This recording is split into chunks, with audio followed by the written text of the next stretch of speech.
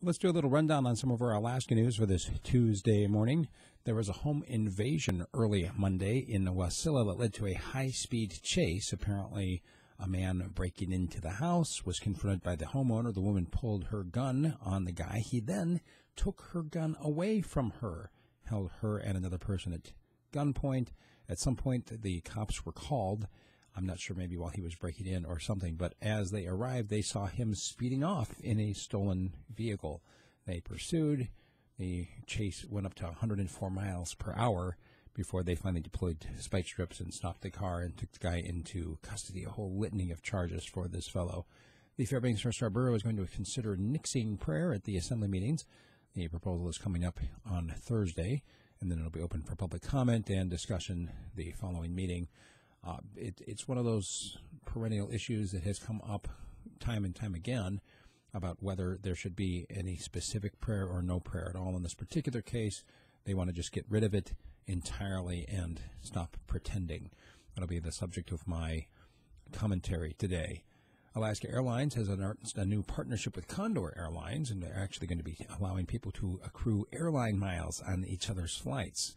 And it looks like down in Kenai, their assembly has passed a moratorium on grave reservations. They had basically limited spots left in their cemetery, and they were going to raise the rates. And as they were discussing that, people started buying the plots and saying, I want to put my such and such there, or I want to reserve it for myself. And they decided, nope, we're not going to allow reservations. You have to be dead to get put in the cemetery. And looks like there was a little bit of a crime spree that came to a head over the weekend. It's actually been going on since January down in Anchorage.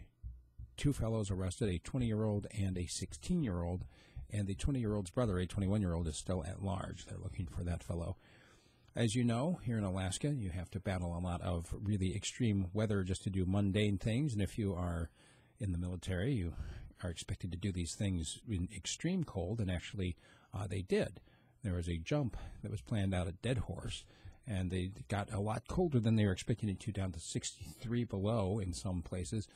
And, of course, as has happened a number of times, I remember it happening to me during one of the exercises I did when I was in the military, things break. The equipment froze up. Out of the 4 SUSVs that they had, only one was working. They ended up calling in the helicopters for a rescue. So the idea of the exercise was to show that the military is prepared to do any mission at any time, any place on the globe, apparently, unless it's too cold, in which case everything just breaks. And we've got that issue of per diem pay end up being out of lawmakers' hands as they're discussing turning it over to an unelected board of 5 people who are the ones who set the pay for or suggest the pay for all the different members of the state government. This as Senator Pete Kelly is basically saying he's not going to have to defend his compensation because he thinks he deserves what he gets from our taxes. And last story I'll mention here as we move on is that down in Anchorage, they are considering putting a youth on the assembly in a non-voting seat. It would be somewhere between 16 and 22. This youth would be allowed to participate in the discussions and the debates, but would not actually have the vote count. So there you have it. That's what we've got for our last news. My commentary today, once again, is going to focus on the issue of prayer in assembly meetings. Check me out online at radiofreespeech.com. Thank you.